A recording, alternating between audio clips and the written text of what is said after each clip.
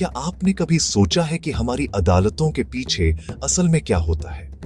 मैं आपको Madhya Pradesh high court के हाल ही के एक ऐतिहासिक फैसले के बारे में बताता हूं, जो पूरे जुडिशियल सिस्टम को हिला रहा है।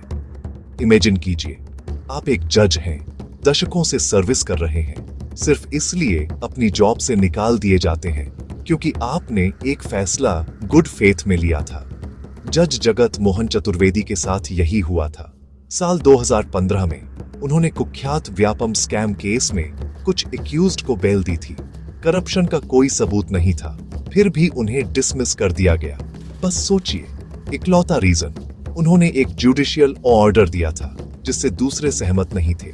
अब सालों बाद हाई कोर्ट ने उनके केस को देखा, सच में देखा। उन्होंने न केवल उनके डिसमिसल को रिवर्स किया, बल्कि जुडिशियरी के अंदर के टॉक्सिक कल्चर पर भी सवाल उठाए। जजों ने हाई कोर्ट और लोअर कोर्ट के जजों के बीच के रिश्ते की तुलना मकान मालिकों और नौकरों से की।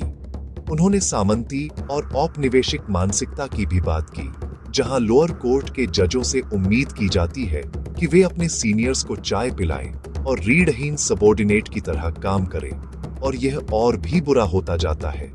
यह एनवायरनमेंट जातिगत पदानुक्रमों को भी दर्शाता है, जहां लोअर कोर्ट के जजों को अछूतों की तरह ट्रीट किया जाता है। इसका हमारे लिए क्या मतलब है? अगर हमारे जज अपनी जॉब के लिए डरे हुए हैं, सिर्फ अपने बॉस को खुश करने के लिए डिसीजन ले रहे हैं, तो हम रियल जस्टिस की उम्मीद कैसे कर सकते हैं? इसलिए यह वर्डिक्ट इंपॉर्टेंट है।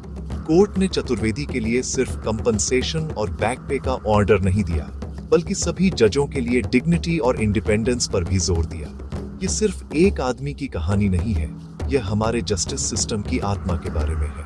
क्या यह वह वेकअप कॉल होगा जिसकी हमें जरूरत है? मुझे कमेंट्स में बताइए कि आप क्या सोचते हैं। क्या आपने कभी सोचा है कि हमारी अदालतों के पीछे असल में क्या होता है? मैं आपको मध्य प्रदेश हाई कोर्ट के हाल ही के एक ऐतिहासिक फैसले के बारे में बताता हूं, जो पूरे जुडिशियल सिस्टम को हिला रहा है। इमेजिन कीजिए, आप एक जज हैं, दशकों से सर्विस कर रहे हैं, सिर्फ इसलिए अपनी जॉब से निकाल दिए जाते हैं क्योंकि आपने एक फैसला गुड फेथ में लिया था। जज जगत मोहन चतुर्वेदी के साथ यही हुआ था। साल 2015 में उन्होंने कुख्यात व्यापम स्कैम केस में कुछ एक्यूज्ड को बेल दी थी।